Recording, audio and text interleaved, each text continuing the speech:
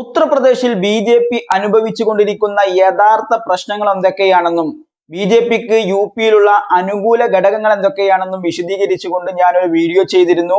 ആ വീഡിയോയിൽ പ്രധാനമായും പറഞ്ഞിരുന്നത് വർഷങ്ങളായി ബി.ജെ.പിയുടെ യു.പിയിലെ വോട്ട് ബാങ്കായിരുന്ന നോൺ യാദവ് ഒ.ബി.സിക്കാർക്ക് ബി.ജെ.പിയോടുള്ള അതൃപ്തി വർദ്ധിച്ചു വരുന്നുവെന്നും ആ അതൃപ്തി ബി.ജെ.പിക്കെതിരായ വോട്ടായി മാറിക്കഴിഞ്ഞാൽ കോൺഗ്രസും എസ്.പിയും നേതൃത്വം നൽകുന്ന ഇന്ത്യ ബ്ലോക്കിന് അനുകൂലമായി വീഴുമെന്നായിരുന്നു ഞാൻ ആ വീഡിയോയിൽ പറഞ്ഞിരുന്നത്.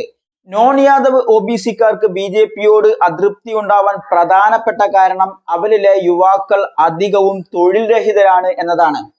നരേന്ദ്രമോദി അധികാരത്തിൽ വരുന്നത് യുവാക്കൾക്ക് തൊഴിൽ നൽകുമെന്ന വാഗ്ദാനത്തോടെയായിരുന്നു. അതിന് അദ്ദേഹത്തിന് കഴിഞ്ഞില്ല എന്നത് മാത്രമല്ല, കൂടുതൽ തൊഴിൽ നഷ്ടങ്ങളിലേക്ക് യുവാക്കൾ കൂപ്പുകുത്തി എന്നതും നോൺ യാദവ് ഒ.ബി.സിക്കാർക്ക് ബി.ജെ.പിയോട് അതൃപ്തി വർദ്ധിക്കുന്നതിന് കാരണമായിട്ടുണ്ട്.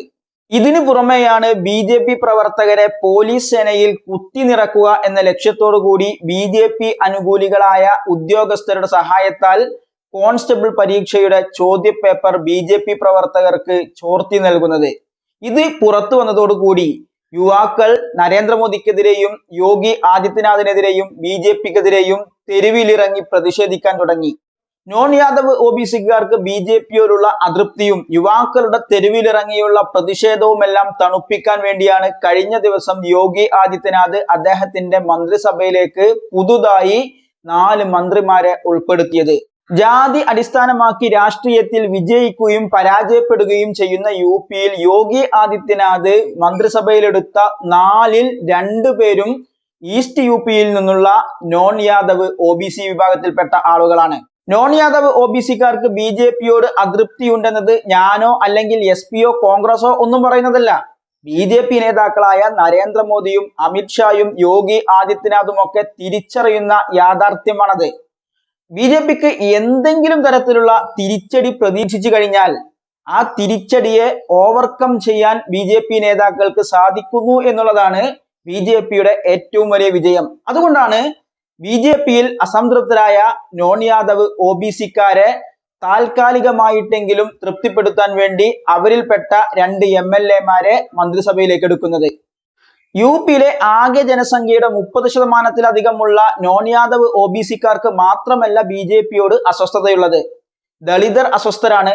അതുപോലെ തന്നെ 8% വരുന്ന ബ്രാഹ്മണരും അസ്വസ്ഥരാണ്.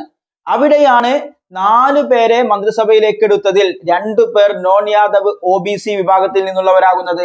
ഒന്ന് ദളിതനാണ്, മറ്റൊന്ന് ബ്രാഹ്മണനാണ്. ഈ ദളിതനും ബ്രാഹ്മണനും പ്രാദേശികമായി വെസ്റ്റ് യു.പിയിൽ നിന്നുള്ളവരാണ്. നമുക്കറിയാം, വെസ്റ്റ് യു.പിയിലാണ് കർഷക സമരം കൊണ്ട് ബി.ജെ.പിക്ക് യു.പിയിൽ ഏറ്റവും കൂടുതൽ തിരിച്ചടികൾ ഉണ്ടാവാൻ സാധ്യതയുള്ള പ്രദേശം. അതുകൊണ്ട് അവിടെ നിന്ന് പ്രാദേശികമായ ഒരു പ്രാതിനിധ്യം ബി.ജെ.പി നൽകുന്നതിലൂടെ ആ പ്രദേശത്തെ ജനങ്ങളുടെ വികാരം ഒരു പരിധിവരെ ഇല്ലാതാക്കുക എന്നതാണ് ഉദ്ദേശിക്കുന്നത്.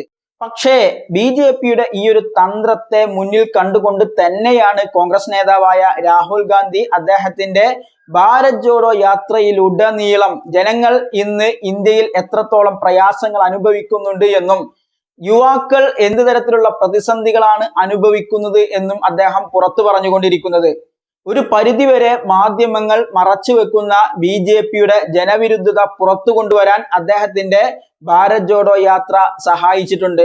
മാത്രമല്ല, യു.പിയിൽ 4 എം.എൽ.എമാരെ മന്ത്രിസഭയിലേക്ക് എടുക്കുന്നതോടുകൂടി യു.പിയിലെ ജനങ്ങൾ അനുഭവിച്ചു കൊണ്ടിരിക്കുന്ന പ്രശ്നങ്ങൾക്ക് പരിഹാരമല്ല എന്ന് ശക്തമായി പ്രതികരിച്ചിരിക്കുകയാണ് എസ്.പി നേതാവായ അഖിലേഷ് യാദവ്. അഖിലേഷ് യാദവ് എക്സിൽ പങ്കുവച്ചിരിക്കുന്നത് ഇങ്ങനെയാണ്: തൊഴിൽ രഹിതരായ യുവാക്കൾ നാട് നിറയുമ്പോഴാണ് ഇവിടെ വീണ്ടും ഒരു സത്യപ്രതിജ്ഞ നടക്കുന്നത്. യുവാക്കൾ ജോലി ലഭിക്കാൻ വേണ്ടി വളരെയധികം കഷ്ടപ്പെട്ടുകൊണ്ടിരിക്കുകയാണ്. ഇവിടുത്തെ യുവാക്കൾ ചോദ്യപേപ്പർ ചോർച്ചയുടെ ഇരകളാണ് എന്നും അദ്ദേഹം പറഞ്ഞു വെക്കുന്നുണ്ട്. രാഹുൽ ഗാന്ധിയുടെയും അഖിലേഷ് യാദവിന്റെയും ബി.ജെ.പിക്കെതിരെയുള്ള ഇത്തരത്തിലുള്ള പ്രതികരണങ്ങൾ ജനങ്ങൾ മനസ്സിലാക്കി ഇന്ത്യ ബ്ലോക്കിന് വോട്ട് ചെയ്യുമോ, അതോ ബി.ജെ.പിയെ തന്നെ അവർ അവരുടെ ഭരണാധികാരികളായി തെരഞ്ഞെടുക്കുമോ എന്ന് നമുക്ക് നോക്കിക്കാണാം.